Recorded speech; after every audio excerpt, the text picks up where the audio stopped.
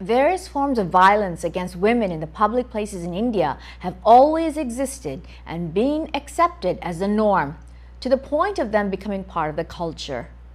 Over the years, these forms of violence have reached greater heights than ever before. This has led to limitations to the free movement of women and girls, which violates their fundamental rights, duties, and impedes their growth socioeconomically.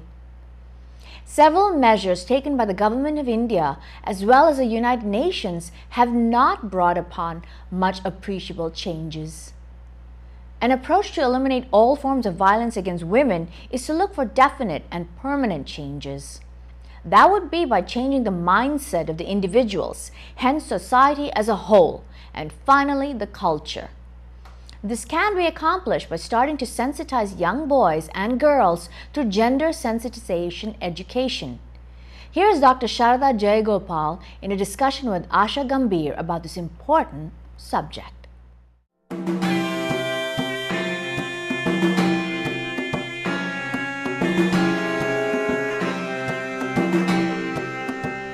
Namaste, welcome to ITV. I am Dr. Sharada Jayagopal. Today our topic of discussion is End Violence Against Women and the role of gender sensitization education.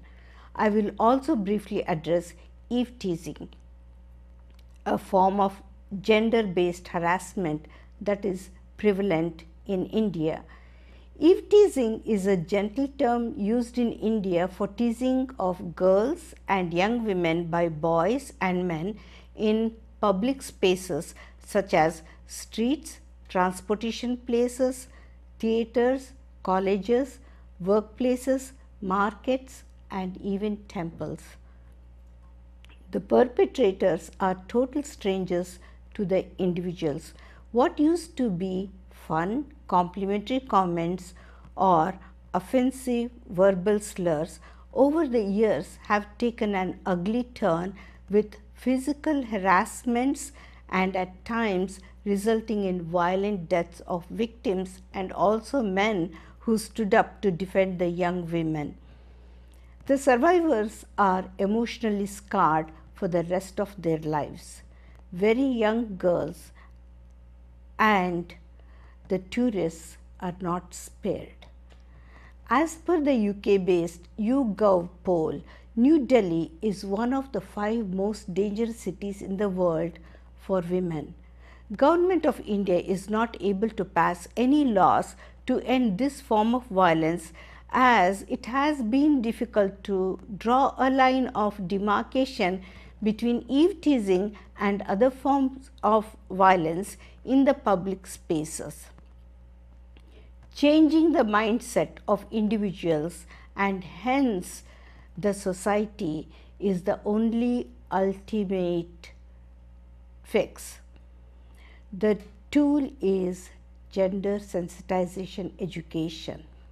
One organization in India has taken a lead role in implementing gender sensitization education. We welcome Mrs. Asha Gambhir from All India Women's Conference to highlight us about gender sensitization again. Before we begin, I would like to thank Mrs. Satya Vishwanath for her continued support in fighting the violence against women, and I thank the staff of ITV for making this program possible. Welcome Asha ji. Thank you for accepting my invitation to highlight us about gender sensitization education. Please give us a background and history of All India Women's Conference. Thank you, Sharda ji, for inviting me. This is a great opportunity for AIWC when we can project the work that we are doing since the past 90 years in India. As you will see from our website, we were formed in 1927, that is much before partition, before India got its independence, when women were in a very pathetic state and lack of education was the main concern of the women, of the better off women in the society. So since then, we've been moving on in this direction, trying to educate the women and give them economic empowerment, make them aware, and also give them their due right in the society and sensitize the men accordingly, where that their contribution is no less than the men's own contribution. So this is your vision and your mission. Yes, Good. definitely. What are your achievements? Our achievements are that we've made a big headway. Since the time we have been working, we formed institutions which for education, and then they will all become autonomous bodies, and we moved on. Right now our head office is in Delhi, where we have a college of vocational studies. We have children. We work mainly for the underprivileged people. So these students who come here are given training or technical training or skill, or even given a graduation or a postgraduate degree at very nominal charges. We don't charge them high like the university or anything, and our timings are also flexible. And I'm very happy to say that it is doing pretty well. Now with the education, with the skill imparting that we are giving them, we hope that later on in life they will get economically empowered, which was the main goal of the organization. And not only in Delhi, but as you would know from our website, we have branches all over the country. We have about 500 of them, and each branch is working in this field, and we work in complete coordination with each other. You build leadership positions for the girls? Yes, we do. We train them. The first thing basically to educate them. Then we have further training. Then there are the panchayats over there. There are the self-help groups over there. They gradually become members of the self-help groups and the panchayat, and then they move on to becoming leaders. And we do have training programs for them. I see that you have had great leaders in your organization at the inception of your organization. Can you name a few of them? We had Vijay Lakshmi Pandit, we had Sarojini Naidu, and we had one very great leader who's not much talked of now because she is not very new, but Mrs. Raghuramaiya, Lakshmi Raghuramaiya. She was a great social worker. Today, in fact, I would very confidently say that AIWC was the first organization which had a working women's hostel, which has a working women's hostel, and it was Mrs. Raghuramaiya's vision that when we are educating the girls and the girls are getting economically empowered, they need to move out of their hometowns looking for better opportunities. And if they are moving out of their hometowns and looking for better opportunities, then they definitely need a safe place to stay. So we have provided them with a very safe place. We are in the heart of the city, and not only us, but most of our branches all over the country also have working women's hostel for the same reason, that the girls have a safe place to stay. There's a process for admission. When the parents come and they see the place, they go back home to sleep in peace, knowing that their daughters are safe. So that is a great achievement for the organization. Good. Can you name a few more achievements of your organization, well-known achievements? We are working a lot in gender sensitization, and we also run distress home for women, where we have counseling also for the women, and we rehabilitate them. Like for example, in the head office again, because the head office is like a kind of a model for all the programs that are being run by the organization. Not that these programs are not run at the branches also. We have a place called Bapnu Ghar, where we give shelter to women. Give shelter means we take care of their boarding and lodging. And we also do counseling and rehabilitation of these girls. Normally they are victims of domestic violence or rape or any kind of violence. Sometimes even girls found on the road who have nowhere to go, the police brings them to us, and we give them shelter. And there is, of course, in this particular project, there is a collaboration with the state governments also, because they give us token money for the maintenance of these houses. At any given point of time, we normally have minimum 25 to 30 girls over there.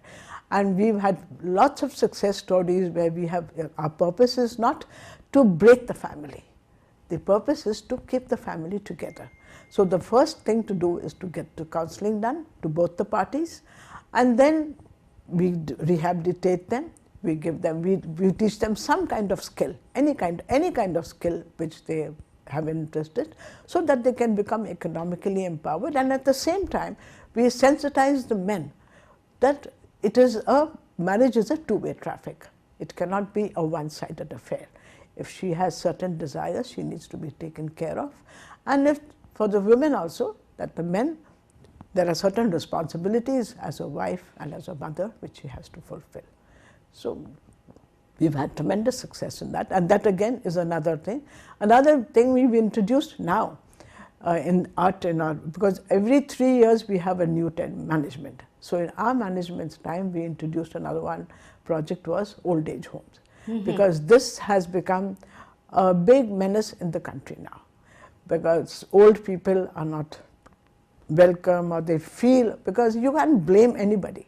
The younger generation is struggling for their own existence, the times have changed. So this old suddenly feel left out and lonely. Right. We've opened old age homes for them. And the third thing we've done is we've given, because health is very important.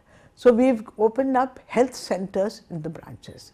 Now all these are funded by the head office, and we give them a facility of, we fund them for doctors' fees, etc.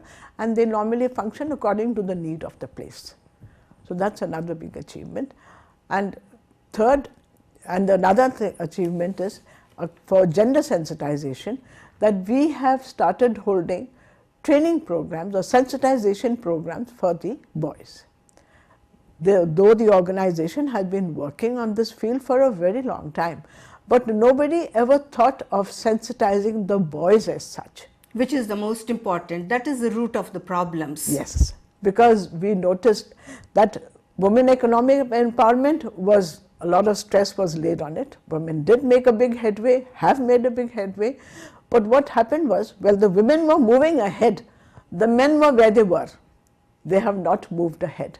They did not know how to deal with this situation when the woman had started earning, or she was stepping out of the house, and how were they going to deal with such a thing.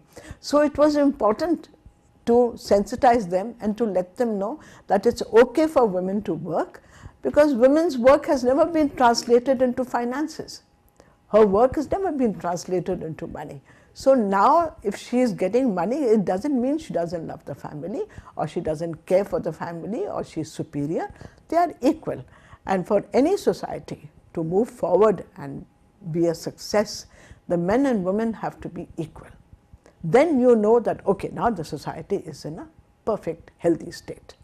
So where did this gender sensitization education start? Did it start from your organization?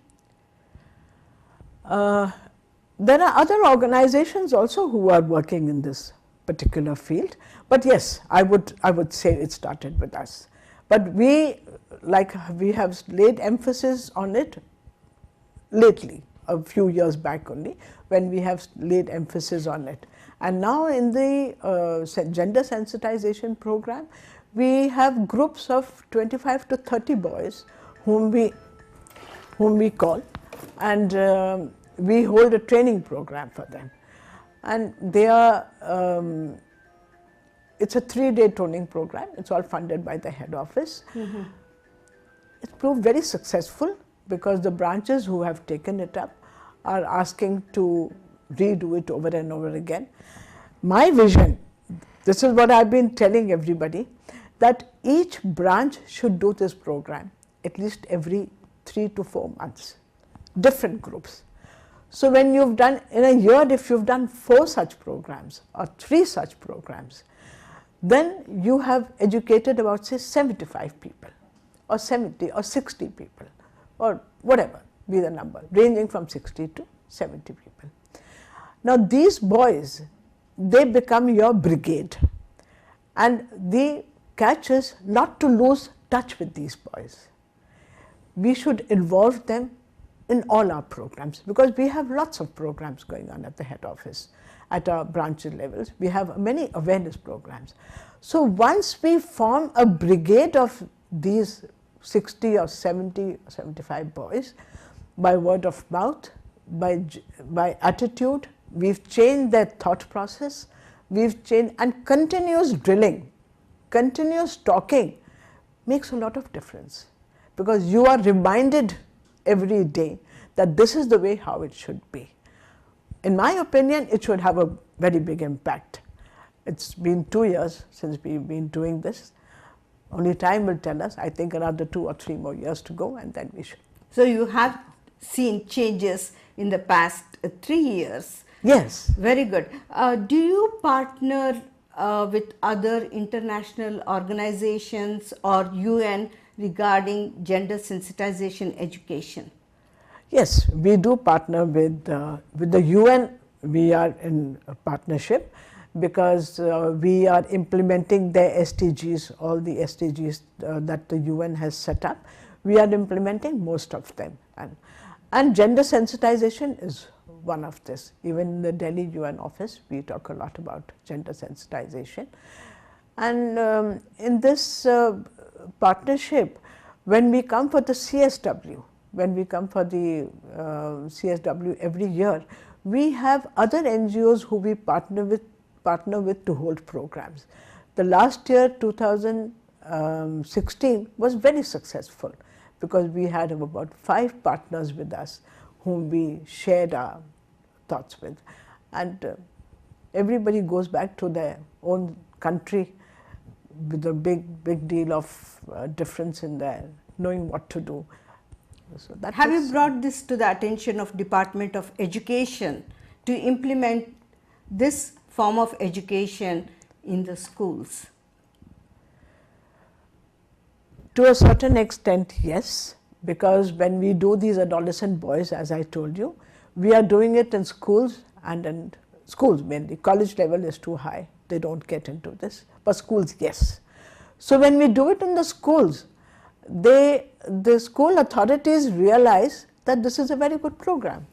So in fact, last year, before my term got over, we got a request from one of the schools saying that they want a similar program for children from the age of 5 to the age of 12.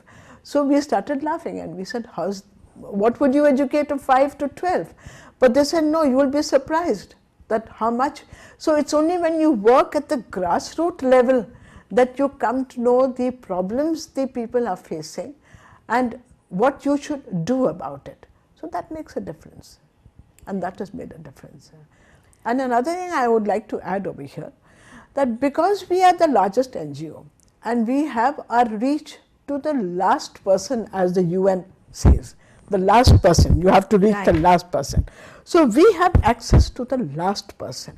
So we are telling we've also told Niti Aayog, we've also told the Education Department that make us your nodal agency, and we promise you that all your programs which you are doing or wanting to implement will be implemented efficiently, because I wonder if you know that we are all voluntary workers.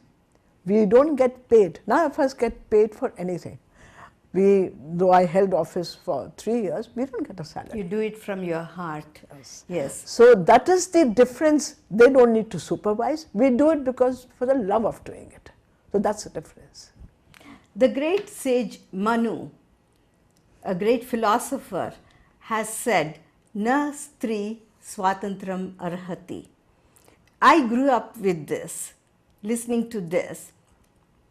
But as Swami Vivekananda has said, that our scriptures are not properly researched or researched at all. And it's not just Hinduism. All the religions have certain rules when it comes to women. So don't you think you should involve the religious leaders, the religious teachers, the spiritual teachers also to adopt this form of education? Now, religion is a very sensitive topic in India because it can trigger off anything. That is so all over the world, and the root of the problem is common all over the world, and it's got to start somewhere. We have not tried to approach the religious leaders or anybody because it's a very tricky subject, as I said. And one thing about AIWC is that they just do not like to get into any kind of controversy. They are grassroots workers. We confine ourselves to work, and we don't even talk too much about our work or publicize our work too much, though we are very well known at the government level, at the social level, everywhere. But we don't make a big show. And another thing about AIWC is we don't even get involved in any kind of demonstrations. So when there is a demonstration, we believe in the power of the pen. So that's where we confine ourselves to. And because when the triple talaq issue came up, yes, now that was a totally, even now there's a controversy going on in the yes, country about the triple talaq. And the religious leaders are saying, leave us alone, this is our internal religious matter, nobody has any business to intervene into this. So as I said, I repeat myself that we don't get into any kind of religion controversy at all. In closing, what would you say in a couple of sentences? I would say that AIWC's vision is to see a perfect society where women's work is recognized. She does work. She's the first one to get up and the last one to go to sleep. But it was never recognized. It was because she was confined to within the four walls of our house, of her own house. So she was taken for granted. But after she's got educated and she's become economically empowered, we need to give them a safe place to work in. And one of the steps taken by the government is the committee formed for sexual harassment, which I think is very good because it is proving to be quite effective. At least there is a fear in the mind of the people that we better not act funny because we can get into trouble. It can ruin their career socially, career-wise, whatever, professionally, etc. A good society is what I dream of, a healthy society is what I dream of. And that is what we are working towards. Thank you. Finally, in closing, violence against women is a global issue. For an ultimate change, all boys need to be educated. Transformation of thinking can be achieved only by introduction of moral value-based education with incorporation of gender sensitization, starting at primary school level. The governments, the religious and spiritual schools all over the world need to come together and adopt gender sensitization education to end all forms of violence against women. The roles of parents and teachers cannot be emphasized more. It is time to act. Thank you for tuning in. For additional information, please feel free to contact us. Namaste.